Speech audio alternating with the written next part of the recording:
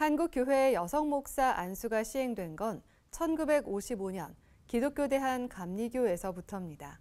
이후 여러 교단으로 점차 여성 안수가 확산됐지만 여성 목회자에 대한 차별적 분위기가 여전한 것으로 나타났습니다. 천수연 기자입니다.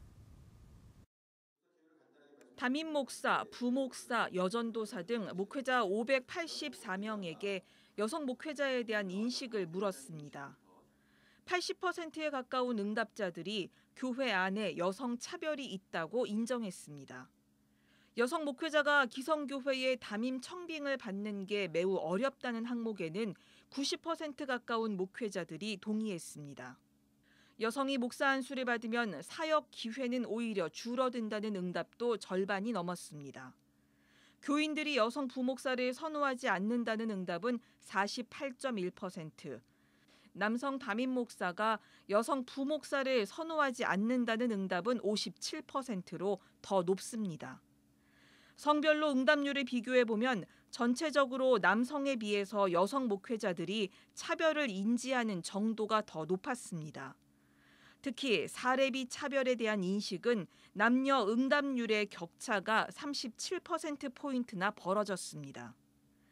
교회 내 다양한 사역을 수행하는 데 있어서 대체로 남녀 구분 없이 해야 한다고 답했지만 공예배 설교와 애경사 집례에 대해서는 남성 사역자가 해야 한다는 의견이 다른 항목에 비해서 높게 나타났습니다.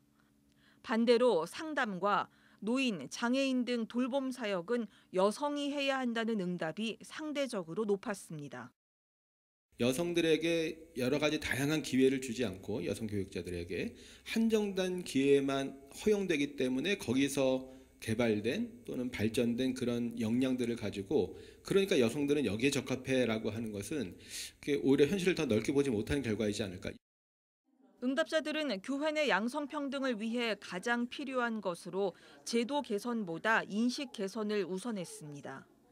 남성 목사, 남성 교인의 의식 전환을 각각 1, 2위로 꼽았고 여성 목사 안수 허용, 남녀 평등 교육, 여성 장로 할당제 등 제도적 개선 방안이 뒤를 이었습니다. 여성 목회자들이나 남성 목회자들이나 똑같이 이런 양성평등한 문화에 대해서 배워가는 그런 리더십을 가져야 되는데 이것은 좀 노회나 이런 교단에서 이런 교육들을 제공하는 그런 틀이 있어야 되고. 한편 한국교회 여성 목사 안수 제도는 1955년 기독교대한 감리회에서 처음 시행됐습니다.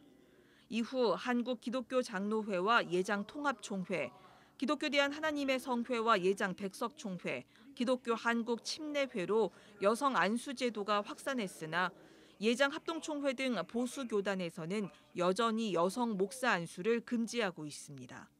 CBS 뉴스 천수연입니다.